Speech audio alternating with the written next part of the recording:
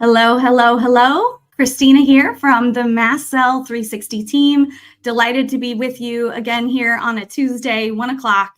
Whether you're here on Facebook Live or watching on YouTube for the replay, we're delighted to have you with us. And today's topic is going to be one that is really going to be impactful, especially for those of you that are with us on this mold healing process, this mold journey. We're going to be talking about how mold impacts gut health and specifically how to heal. And we've got two special guests with us today, one being our very own Kimberley Quirk from the Mast Cell 360 Clinic. She is a part of our incredible team. She's worked with hundreds of people from all over the country, helping them through their healing journey and process using the MC360 method.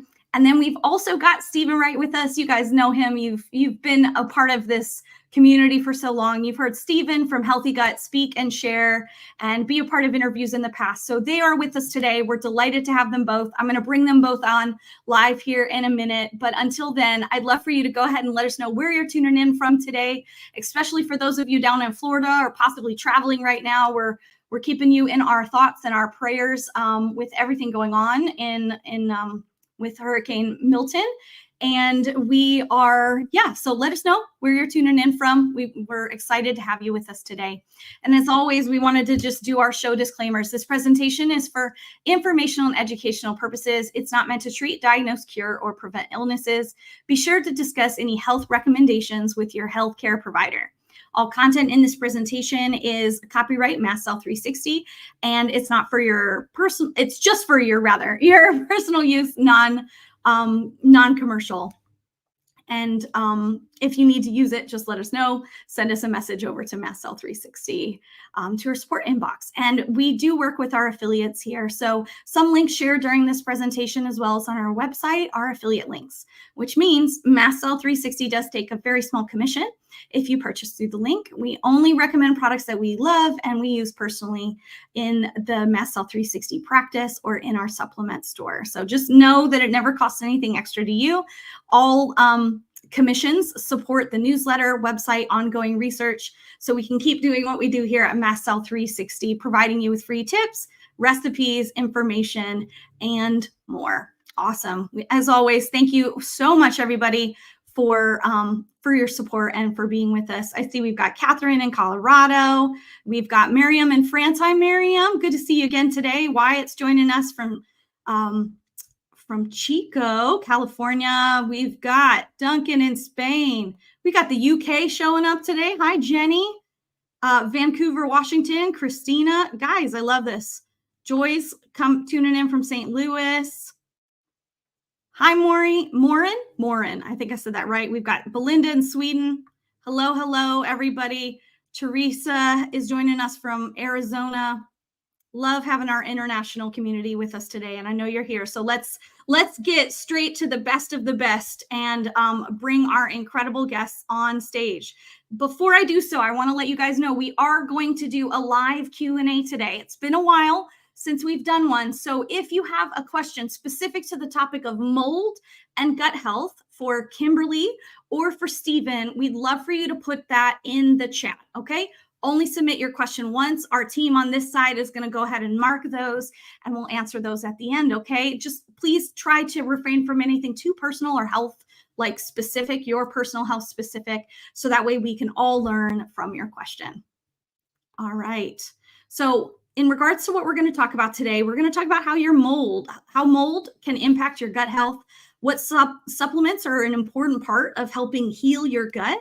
We're going to talk about some actionable tips for those that are going through the detox process. And then, of course, I'm excited for Kimberly and Steven to just share some of their personal antidotes and recommendations around the topic of mold and gut health. I know they have some firsthand experience working with clients and individuals from all over the country. So without further ado, I am going to bring them on up to the stage. Welcome, Kimberly. So delighted to have you with us today. And Steven, hello. So good to see you both. Thanks for joining us. Thanks for having us. Absolutely. Well, let's let's dive into it. I know this is a hot topic, and it's definitely something we're all thinking about right now. So let's start, and you guys can decide amongst yourselves who wants to answer which question first. But I would love to hear if you could kind of give us an overview on the connection between like these chronic gut issues and mold exposure.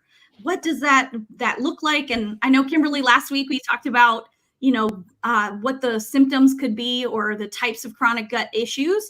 But if you guys want to go ahead and actually, let me just throw this to you first, Kimberly. Will you kind of explain the initial kind of connection between gut issues and mold that we often see at the clinic? Yeah. So what we see in the clinic a lot of times is, chronic gut issues, right? So maybe we've done some things and have gone to the doctor and have done different ways to treat SIBO or SIFO, and it just keeps coming back. So that's where we kind of like, do we have mold in our environment, or are we colonized by the mold? Because sometimes it's a matter of we're reconsuming the mold because we're in it, but it also could be that it's colonized in your sinuses. If we've never done anything to help with the sinus colonization, every time it's dripping, it's dripping through that gut again. So it's sort of a chronic issue that's happening. What's happening with the gut? There's a lot of bloating. There's a lot of constipation. I see people asking about constipation here, but it can also be alternating constipation, diarrhea, depending on what kind of dysbiosis is going on. That's typically what we see, at least in clinic. That's good. And Steven, just as an expert in your space, as someone that is literally day in, day out talking about all things gut health, right? What have you kind of seen to be maybe those common themes or patterns around gut issues and mold? Are there certain gut issues that you see point back to mold more consistently? I'd be really curious to see what you see come across your inbox every week or through your health coaching calls. I don't think there's like a specific marker or like a specific symptom. It can range all over the place, from diarrhea to constipation to bloating to just recurrent infections to food sensitivities that never go away, leaky gut that doesn't seem to ever go away. So I don't think there's a real pattern there that screams mold to me. To me, mold falls in that group of root causes that kind of continues to drag the gut down, no matter how many different types of healing programs or healing diets or protocols someone does for their gut. If you have mold lurking in the background, either like Kimberly said, already inside your body or inside your environment that you're constantly exposed to, and you're one of those genetically susceptible people or detox susceptible people, then doing everything you can to help your gut is really important. I think we're going to talk about that, and the outcome you want, like the resiliency, the getting over histamine intolerance, the getting back to your regular life, is probably not going to happen until you do both at the same time. That's really good. Well, and one of the things that, Kimberly, I've heard you speak about before is that specifically SIBO and SIFO are something that we see linked to like mold exposure. And I guess I'd be curious, like, how do we know if something that someone's dealing with is mold related versus just a general symptom of poor gut health or leaky gut? Like, how does someone actually that's watching live right now start to put the pieces together, connect the dots to go, mold could be a part of my current story right now? So, with mast cell, that immune dysregulation is a big piece of it, which is of course tied to the gut, because 2/3 of our immune system is in the gut. So chronic, immune dysregulation, it's like the chronic things that are just aren't getting better when, we've already tried different steps to improve.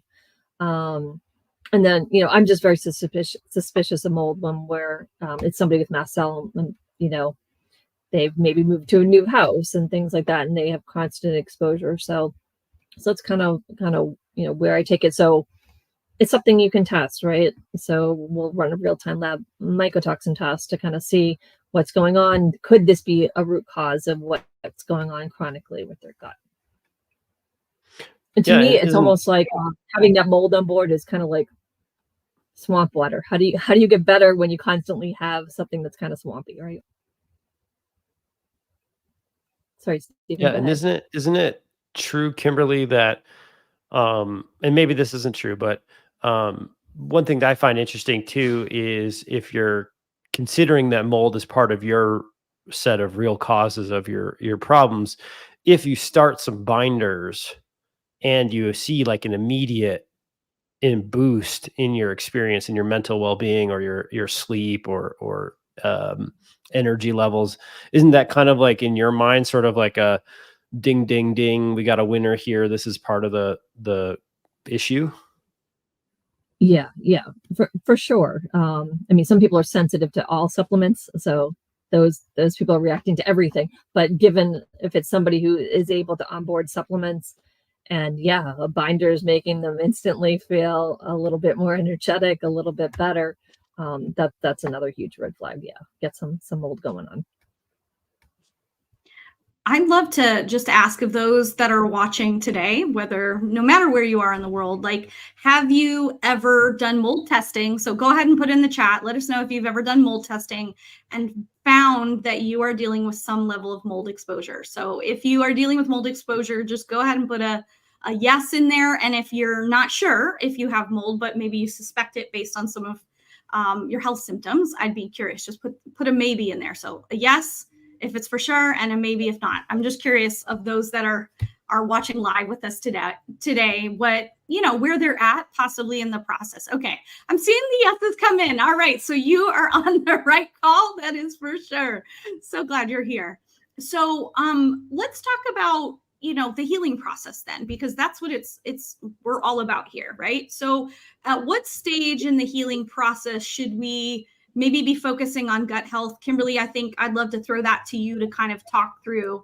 And then Steven, if you could maybe talk about what someone should factor in addressing their gut and knowing not just the, maybe Kimberly can address like the when, and Steven, you can talk a little bit more about like the how and the process for gut healing.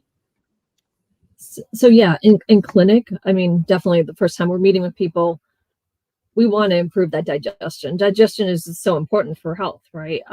So if some people aren't digesting well, or they're, have a lot of constipation, those are all things that you have to kind of resolve or at least support before you move on to like a detox, especially the constipation piece. Because if that phase 3 is not moving through, there's no toxins coming out, they're getting reabsorbed. So for sure, in that first part is kind of like, what is going on with their gut? Where are they having issues in the process? Is it something like they're having trouble digesting proteins, or is it more a pancreatic enzyme thing where they're having a hard time digesting anything? Or is it, really just the SIBO kind of thing? And how can we make them more comfortable and support digestion? Because they're, they might continually be exposed if they're colonized to the mold. But the expectation is not we're fixing the gut at the beginning. A lot of times people will come in like, I want to fix the gut perfectly, but Stephen and I were just even talking about this earlier, that it's when you're detoxing through the gut. So if you're constantly having trash come through, it's getting retrashed. And some of the best advice I ever got, even from Beth, was I had a practitioner who kept testing me for SIBO, and it's like, well, yeah, of course we have SIBO. Of course there's overgrowth. You're trying to detox and everything's coming through that gut. So it's getting retrashed every time we're detoxing and pushing the detox. So it's like, how can we support and make people more comfortable and digest better and minimize anything negative happening from die-off? But also, how can we, once we get past the mold detox piece, then we're really working on that more repair side.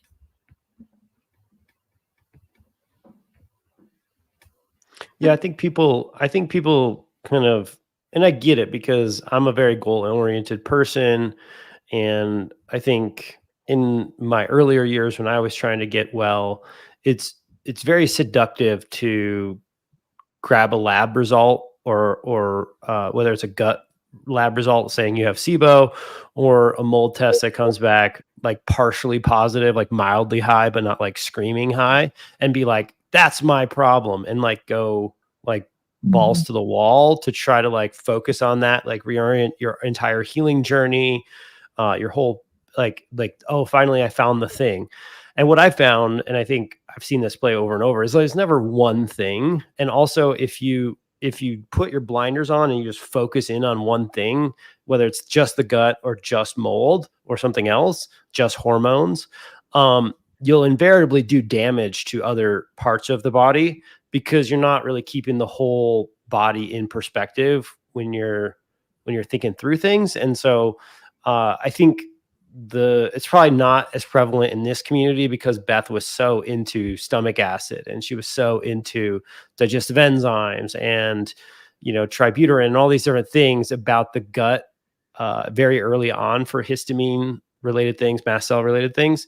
But I think it's very common in the mold world outside of this community for them to be like, well, I just got a detox and I got to do this very complex, intense, binder protocol, Marcon's protocol, like whatever, all these protocols together.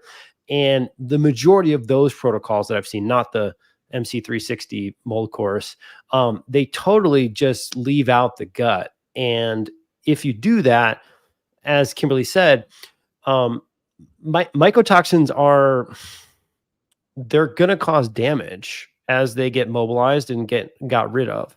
And that damage is not like just associated with one specific type of microbiome species or another. It's going to be wherever it happens. It's very random. It's very collateral. And so if you are also on a restricted diet, you're on a histamine restricted diet, if you couple histamine with restriction with a couple other normal restrictions that would be common, like gluten and dairy and some other things, pretty soon you start ending up on a diet that's actually low in the fermentable matter that's needed to keep a gut healthy and keep a microbiome healthy. And so it's very easy through a very linear, a very normal set of steps to just go, I should change my diet. Oh, I should change my diet even more. Oh, I should get on some binders. Oh, and before you know it, not only are you actually mobilizing toxins and dumping them into the gut on a regular basis on purpose, but you're also accidentally harming the gut on a daily basis as well through your dietary choices, which you might need to do to feel better, but that doesn't, you don't get a pass for that from a microbiome standpoint. And so what can happen if you don't actually support the gut through this entire process is you'll wake up someday in the future where maybe your lab numbers are going down, but they're not completely gone. And you have this new set of digestive constraints that are extraordinarily difficult to rebuild from. And they take 12 months to 24 months to rebuild a microbiome that's completely trashed, and the organs like the stomach and the small intestine that have just not been cared for during the process. And so, part of what I try to communicate about mold from my perspective is like, the gut is not just the gut, it's multiple set of organs. And these organs are kind of your lifeline through this whole process. The healthier they are working each step of the digestion process, the better the detox is going to go. It's going to be less painful. It's going to be faster. And on the other side of it, whenever you call the detox complete, maybe you've moved out of the home, maybe your lab markers have normalized, whenever that completion is, you won't have to be down in a hole, trying to dig yourself out of this constant SIBO recurrence or something. You can actually handle them simultaneously. And I think that's really important. And then I think if you're going to be on a restricted diet and you're going to do these types of things, you really got to think, what am I doing on a regular basis to keep my microbiome healthy? Because if you don't answer that question in a way that the microbiome wants, you're going to, again, have a much harder time actually detoxing. Your symptoms are going to be worse. You're going to have way more systemic symptoms. And then at the end of the day, when you're actually trying to get back to resilient health, that path is long and arduous if you've really caused some essentially elimination dysbiosis and like sort of mycotoxin dysbiosis through the process. I'm curious, Kimberly, in what Steven just mentioned, is that something that we've seen in those that have come to the clinic and they have maybe tried to sort through these steps on their own of healing their gut or detoxing and maybe not followed a particular protocol and applied the right steps at the right time. Have we seen that at all? Yeah, especially if somebody's constantly taking antibiotics, right, to treat that SIBO, and they get that singular focus, like Steven was talking about, like, it's my gut, it's my gut, it's my gut. And yes, it is the gut, but it's a lot of other things. So they're taking antibiotics and they keep treating, or yeah, they're taking harsh detox methods, where yeah, the gut is not protected and you're not supporting things, and you're taking, you know, the damage from a level 1 to like a level 6 or 7. And I mean, think about climbing out of that hole, because there is a lot of repair anyways, after mold detox that needs to happen. But to add to it and not protect the gut, which is just such delicate tissue, would be yeah, harder to come back from. Yeah, and I see I've got a comment that came in. I'm not going to put it up because I don't want to like put a particular name out so it feels like a personal recommendation. But it does seem like there's some skepticism, there's some confusion about what steps to take. And so I guess I want to ask. So let's say we've got someone today that is suspected mold or already tested mold. And well, let's just say they suspect mold and there is gut unhealth. Let's just start there. What would you recommend as kind of that typical first step?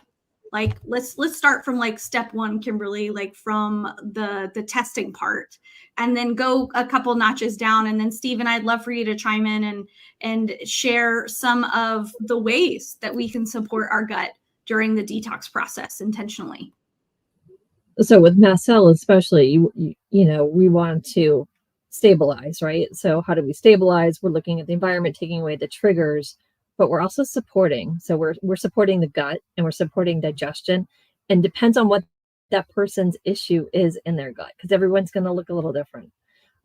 Some people have low stomach acid, so they need more acid, where they would have an HCl type of product where they're digesting their proteins better and their foods better.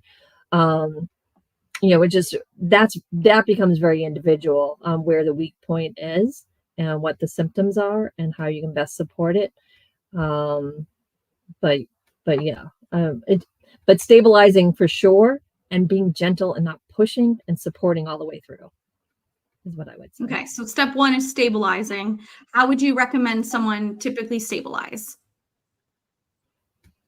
So looking at the stabilization overall for mast cell, I mean, you're talking about the nervous system piece, you're talking about taking away the triggers, and then you're supporting any weak area. So if somebody has a gut issue, how can you support resolving constipation?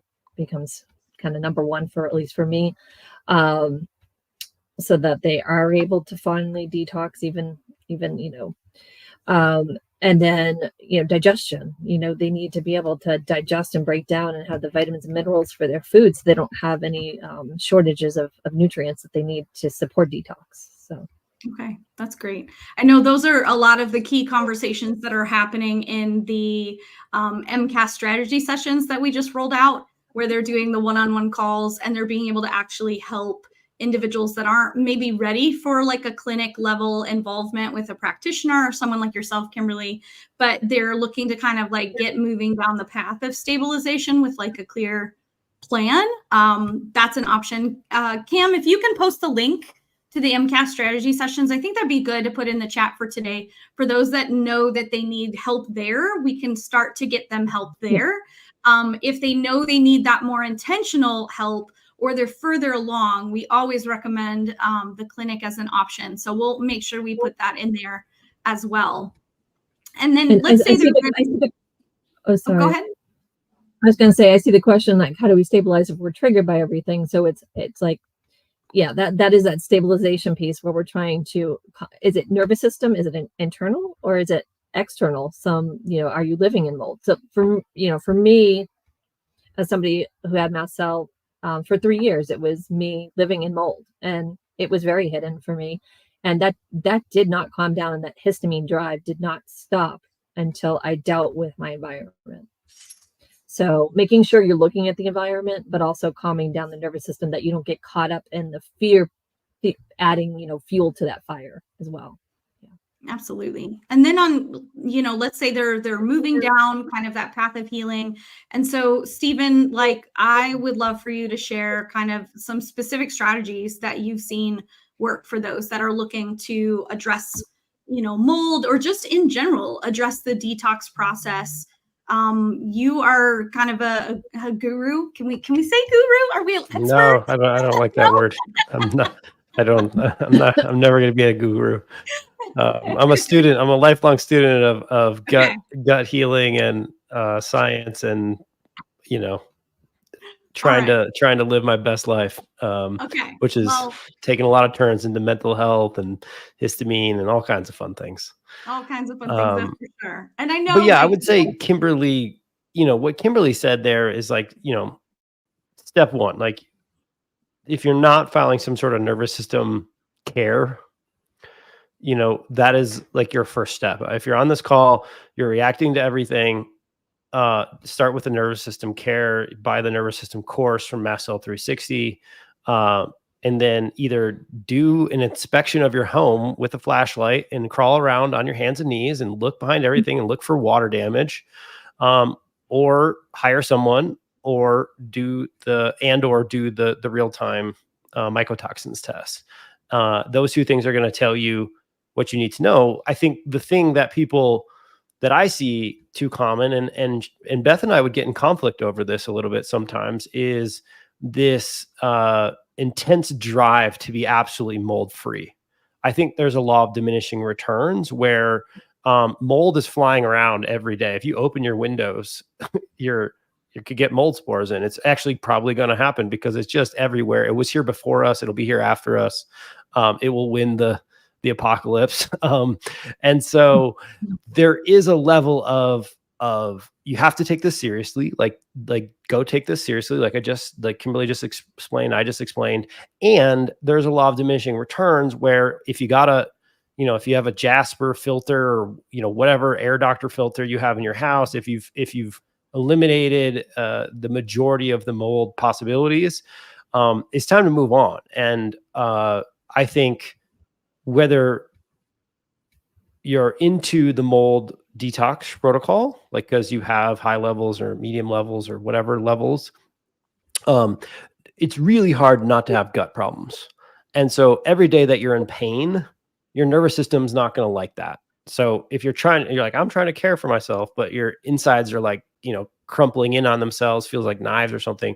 It's hard to be a good person. It's hard to be hopeful. It's hard to be in the world when your insides feel like knives, or you can't poop and it's been 5 days. And so handling that, leveling up your toolkit to handle that daily bowel experience and that daily digestion experience is like absolutely the next priority. If not, I get a little into this, so I would say go that first. But Beth counseled me a lot about the nervous system piece. And so if you can't take pills, nervous system first. If you can take pills, I would say gut at the same time as nervous system. And that really starts with, as Kimberly said, are you pooping? Are you pooping every day? If you're not pooping every day, you got to get that working. And there are non-toxic ways, like magnesium glycinate is my favorite, but there's also ways in which you're not trying to force it out through laxatives or magnesium or vitamin C, but you're actually trying to stimulate it from the top down, which would be going back to, do you have low stomach acid? Have you done an HCl challenge test? Like, are you actually able to motility wise move things through? And some people will need a motility product. Some people will just need something like HCl guard.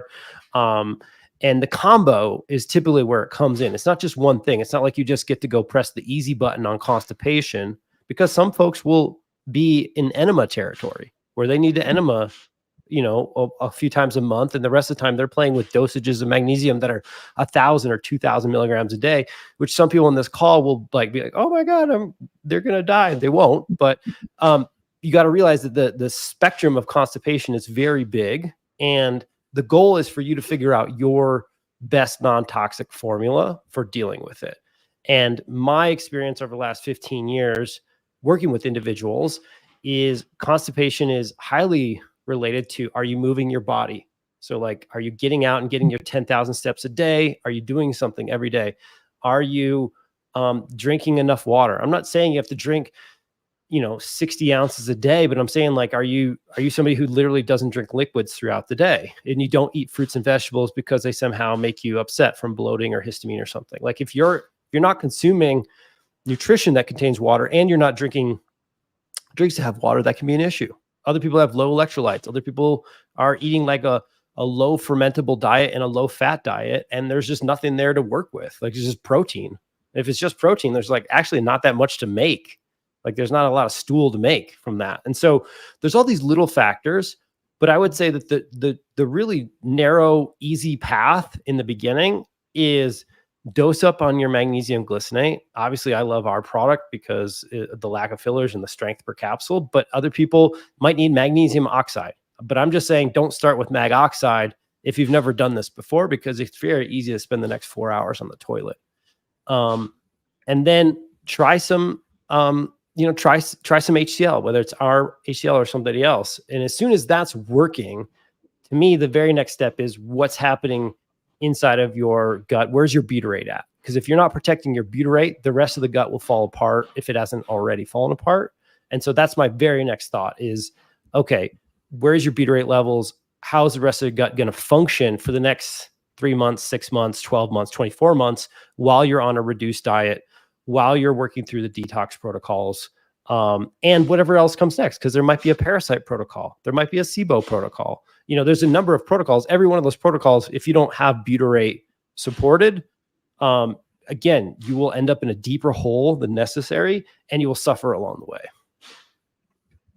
That's really good. And I think for me, it just comes back to that reminder that there is no quick fix.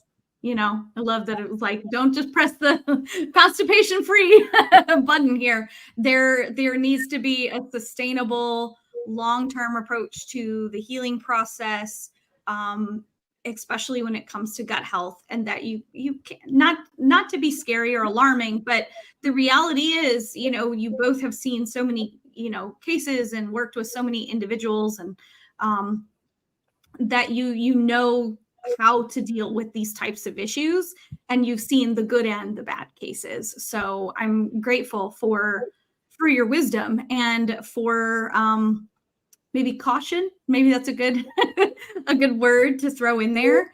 So I always love, like, when Beth would say that slow is fast, right? Slow is fast in this process. It's crucial. And so let's say someone wants to, like, actually walk through next steps. What can they do to actually walk through this process now? I'd love to, really give them some tools, some practical application for this. So either of you can chime in on what you have seen to be best next steps. So, I mean, it really, I'm always like, who is this client and what's going on? And can they onboard supplements? And like Steven was saying, if you are reactive to everything, nervous system is the place to start for sure. And that nervous system reacts to the speed of your motility too. So know that it really drives that. So next steps, if you're somebody who can onboard stuff, depends on what's going on in digestion. Are you digesting well? Do you have trouble digesting fats? Are you fully digesting your food when you have a bowel movement? Is everything digested? And then, that constipation piece is really the first place to start for most people. Usually I'm seeing more constipation than not. And so, that magnesium is like a good first place to start. Yeah, I mean, I think we've talked about that. Start with that. Try an HCl challenge, and then if you're beyond that, I would say the next step would be get some Tributyrex from Healthy Gut and give it a shot, because Beth was resistant to the product because it contained some parts of the capsule that were questionable in her eyes, but they're very necessary from my perspective. I try to search the world for a better enteric coating capsule. They will all contain some sort of nasty ingredient. This is the most natural version, and it contains a little sorbitol, and people are like, have this deathly allergic relationship with sorbitol, which is completely unnecessary since sorbitol is in like every type of fruit in the world.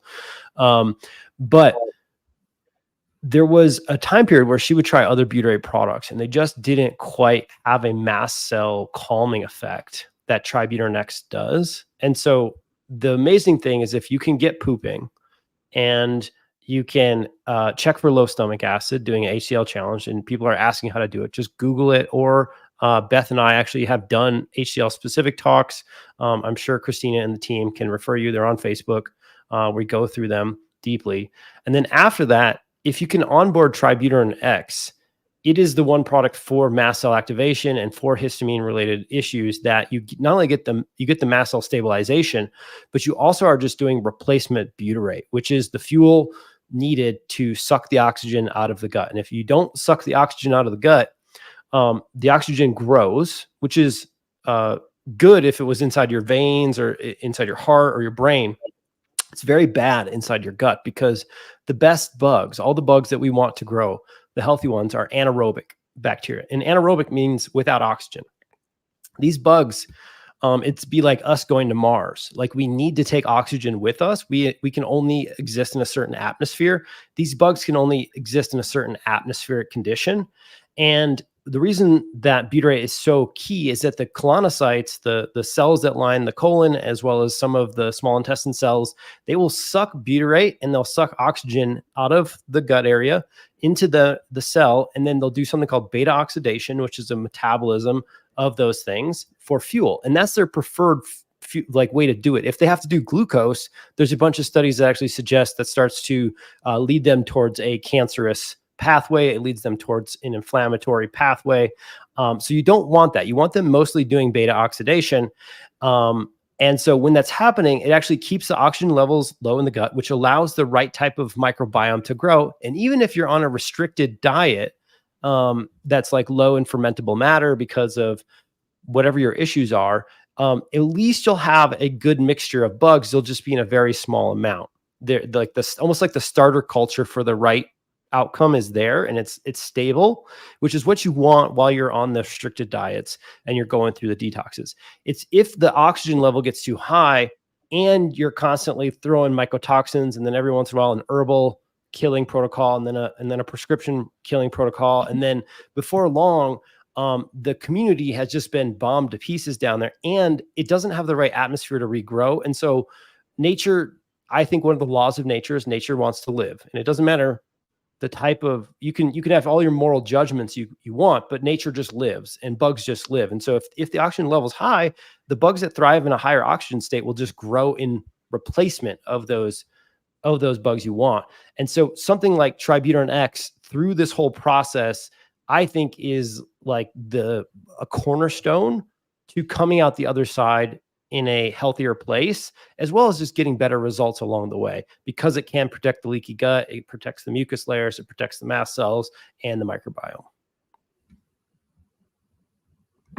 It's really good. Kimberly, in the clinic, what have you seen? Have you seen, I know we recommend kind of this trifecta of products often within our clinic, but I'd love to just hear from you about what you've actually seen work and be a part of breakthrough moments for our clients. Yeah.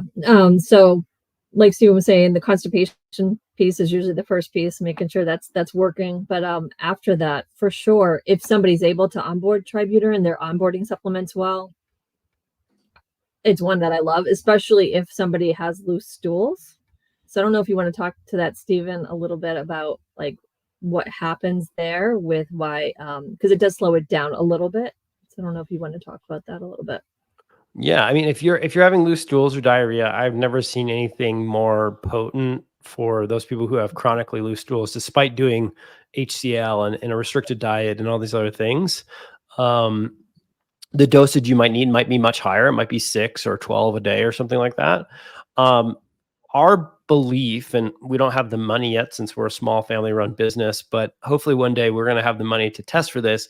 And my belief is that the people who are constipated actually have the worst butyrate status. And so when you,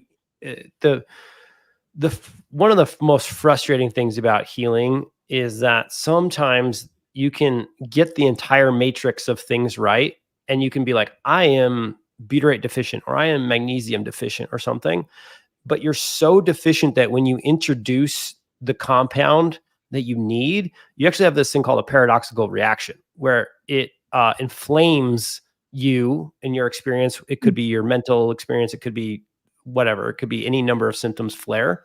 And it's like, it can literally make you go crazy because you're like, everything says I need this, but when I take it, I feel like crap. And that paradoxical reaction is what I believe is happening for a lot of people who are really constipated with tributyrin X. The introduction of butyrate into the system is such a shock to the current ecosystem that it's kind of like, scratching the record. It's like, I don't like that. And so for people who are constipated, we do say go 1 every 3 days for like 3 to 4 weeks, and you slowly build to 1 every day, and then 2 a day, and then 3 a day. Whereas somebody who has loose stools or diarrhea, they can literally go like 1 today, 2 tomorrow, 3 tomorrow. They can just start building quickly. But for literally the more constipated you are, the slower you go. That's the barometer, if you will. And in my opinion, it's that paradoxical reaction where you're sort of like, you're coming in and you're stirring up the microbiome, you're stirring up the gut in a big way. And its initial reaction is to kind of clamp down and slow down even more. And so what we do on our side is we'll actually, for the people who are really struggling with, we'll say, hey, take an extra magnesium or take an extra vitamin C that day, or whatever it is you do. Take a little bit more of that as you onboard tributyrin X, because the wild and amazing thing is that the reason why I think it's a paradoxical reaction is that we have literally hundreds of people who have gone through this process with us, and somewhere around week 8 to 12, when they get up to 2 to 4 a day, they have this spontaneous bowel release where, not like in a bad way, not like magnesium oxide, but literally they start having enjoyable, spontaneous daily bowel movements, and they taper off of magnesiums or the vitamin C's or whatever they've been doing to move their bowels on a regular basis. They suddenly just don't need it anymore. And that's why it's typically called a spontaneous bowel, change. And that, I think, is, I hope that for everybody that's constipated. It doesn't happen for everybody, but it's happened enough times that I really like to get the word out there that, like, hey, you could be in for a very slow and annoying 12 weeks here.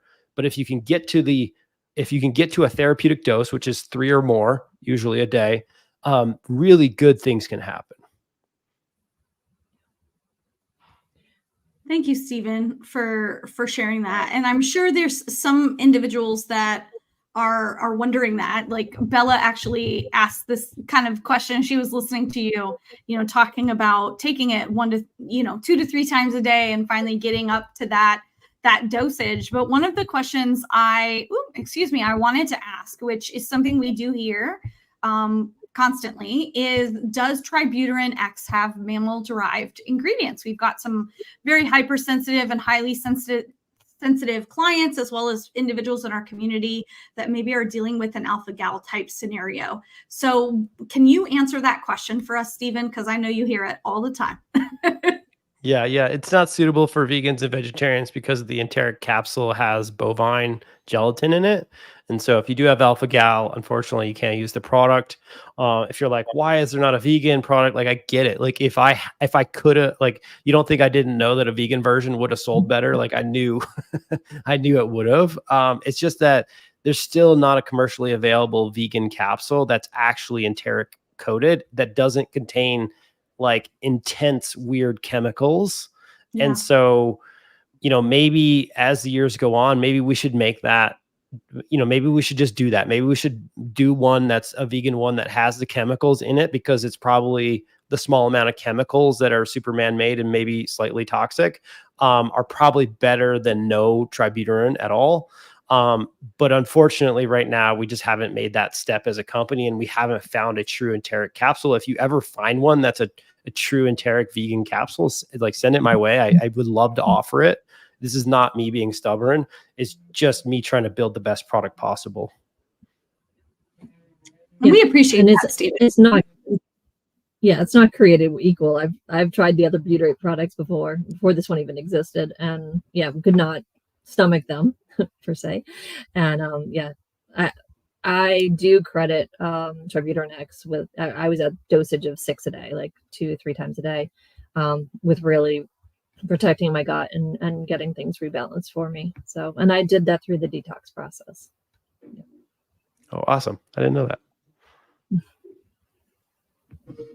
Always Yeah, fun. you cannot take it out of the capsule. So Shelly, and anybody else who's wondering, this is only a product for someone who can swallow as well. If you need to take something out of a capsule, you could try sunbutyrate, but sunbutyrate contains like some potential histamine triggers. So there's not a lot of good sources out there. If you pierce the capsule, number one, you take away one of the extreme reasons why it works, which is the enteric coating of the capsule. And then number two, it will smell like bile vomit. That's what I think it smells like. It's not. And it's really hard to erase it from your memory once you've been there. So I don't know. I think there's an immense amount of people who can just power through smells. I tend to really be sensitive to smells and make associations with them. And so I do not recommend piercing the capsule, and it's not going to work as well. Thank you for that warning. We appreciate that. I do see some questions that have come in that I would love to kind of have us shift gears into. And for those of you that are sticking with us until the end, we are still going to do our giveaway of our MC360 Precision Mold Masterclass, which is that basic level course that we have for those that are looking for additional next steps. So hang with us to the very end. We will give that away. But let's do a couple questions first. So how do you know if you have malabsorption or poor digestion? Thank you, Kathy, for that question. Look in the toilet. That's the number one. I'm thinking Steven's going to say the same thing. Yeah, get to know your poop. You need to know your poop. Are you going every day? What does it look like? Are things digested? Because you can see if the food is not digested or not. Is it formed? Is it the right color? Those are all going to tell you about what's going on with gut health. And sometimes people, clients are like uncomfortable talking poop at first, but we talk poop daily, and it's an important indicator of what's going on with your health and how you're doing. Yeah, I mean, this is simple, but many people aren't told this even when they're kids. But like, if the food still looks like the food you ate it in the toilet, that the process didn't work correctly. So if you see leafy greens in the toilet, if you see pieces of nuts, if if the corn didn't get digested, I mean, some of that stuff's going to go through just because it's not really. Like maybe a full corn diet's not necessarily what we were built to digest, but in general, those things. And then I feel like people know when they're not having good digestion, but maybe they don't. Like, I mean, if you're having like bloating is not normal, like farts that make you want to run away from yourself, or even farting all day long, or like belching, burping, like things that like, if you look around and it's just you and your family, or it's just you in your family, but nobody else, your girlfriends, your guy friends, your coworkers don't do it that way, then it's a really good, it's a really good indication that something's off the rails in your digestion. And I think we just don't talk about this stuff in the Western world. And I wish we did. Yeah, somebody was asking about how do you know if you have low stomach acid? I mean, one big thing is that reflux, right? Reflux is not normal as well. That's usually a big sign. Taking Tums on a regular basis, or some sort of if you're taking a H2 blocker for mast cell, that's one thing. But if you're using it to overcome like constant acid reflux or something like that, that's typically not the thing. It's typically that you have low acid. And then if you're someone who, so Miriam's asking about what do you do if you can't tolerate HCl?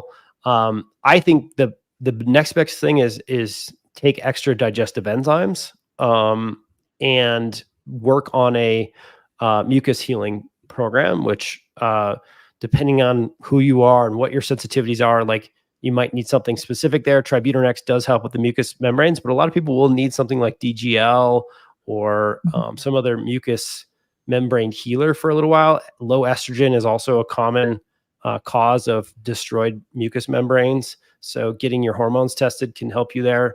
The other thing that you can do, it's not a direct replacement like HCl is, but like if you can do a shot of apple cider vinegar or something, that can help.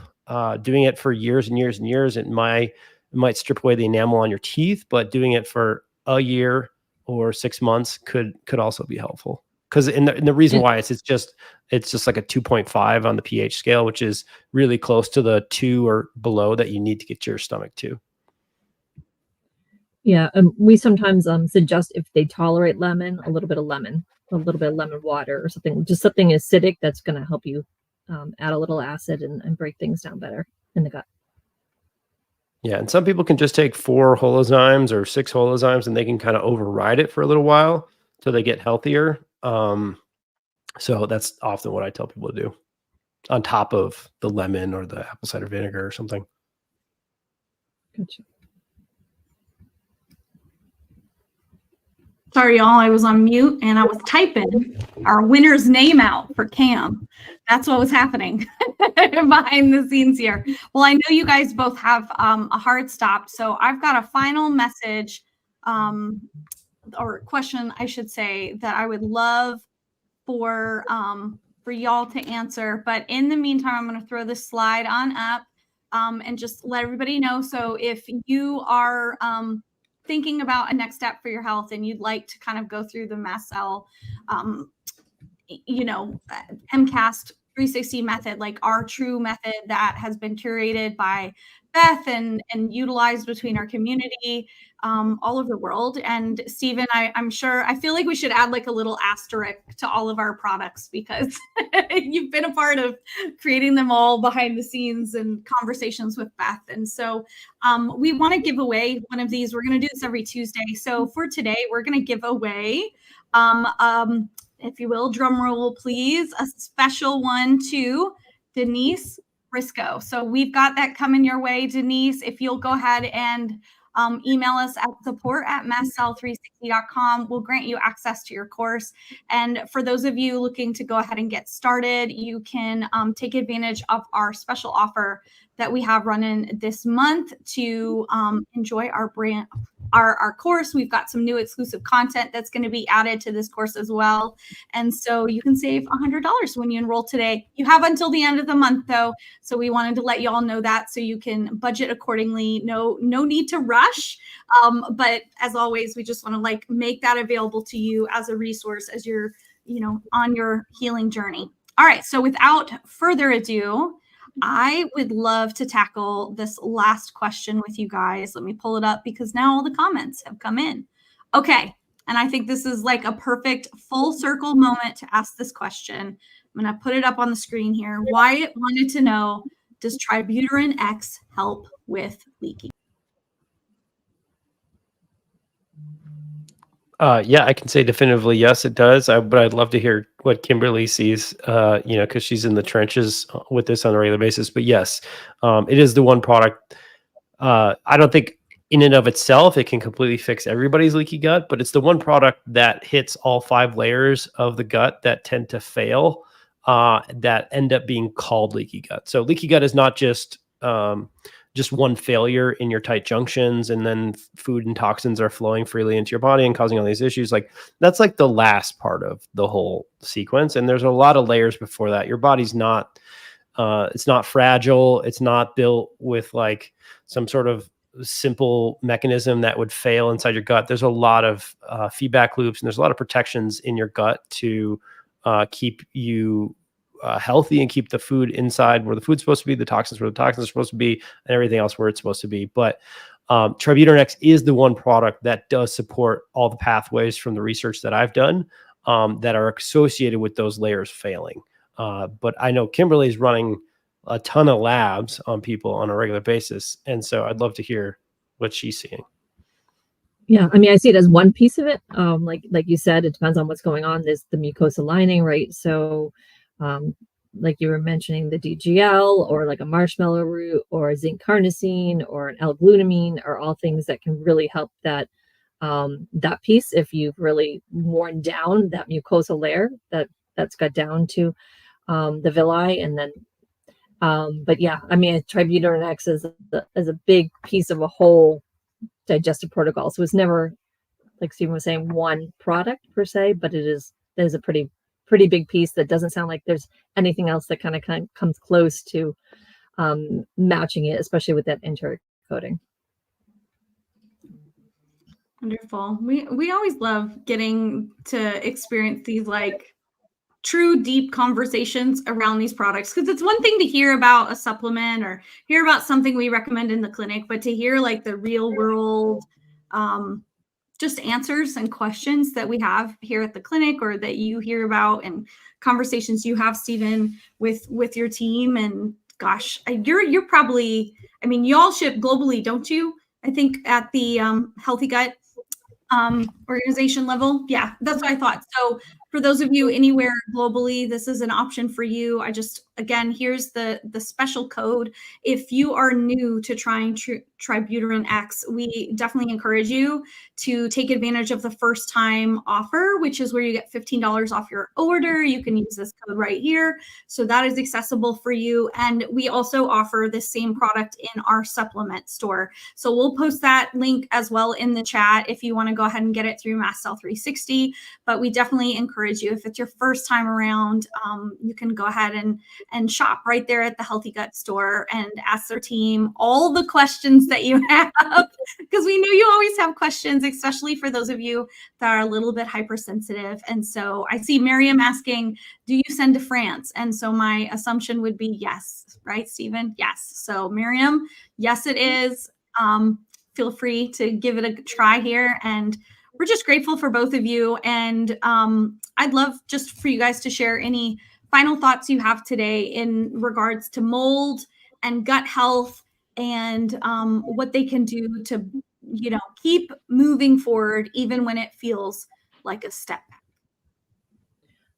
I would say, don't miss mold, right? If you're having chronic issues and you're really looking for root cause and you have mast cells, a lot of immune dysregulation, don't miss, make sure you're testing either the real-time lab mycotoxin test and testing your house, making sure it's not in your environment. And then, getting to know your digestive tract is huge, and how you're digesting and how can you improve and support that throughout the detox process. Thank you, Kimberly.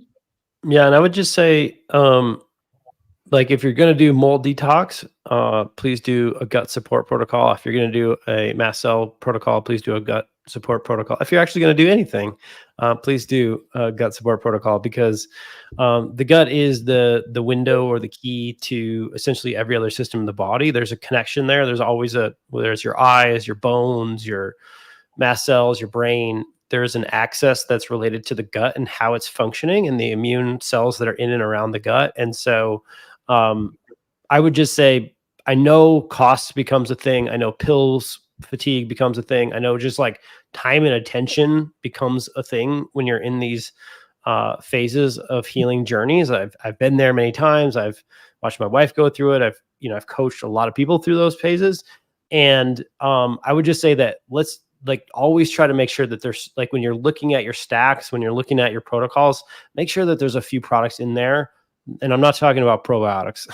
I'm talking about basic fundamental support products for the gut organs, because I think that will supercharge every outcome you want. I don't care if it's weight loss, neuro, skin, beauty, or just mast cells and feeling good every day. Wonderful. Thank you so much, Kimberly and Steven. We are so grateful to both of you for being on this live. Next week, join us. We are going to have the one and only Dr. Neil Nathan joining us, along with Kimberly Quirk will be back to join us again. And as I mentioned a little bit earlier, we do have our Precision Mold Masterclass available now. So feel free to take a look at that. And we always have our 30-day money-back guarantee. So we'd be delighted for you to give it a try and learn exactly what you need to do to test your body, test your home, and safely detox using our really specific method. All right, everyone. Thank you for all showing up today. We appreciate you. We're grateful for you. We see all your thank you comments. Thank you so much for being with us. And we will see you all next Tuesday at 1 o'clock. Have a great day.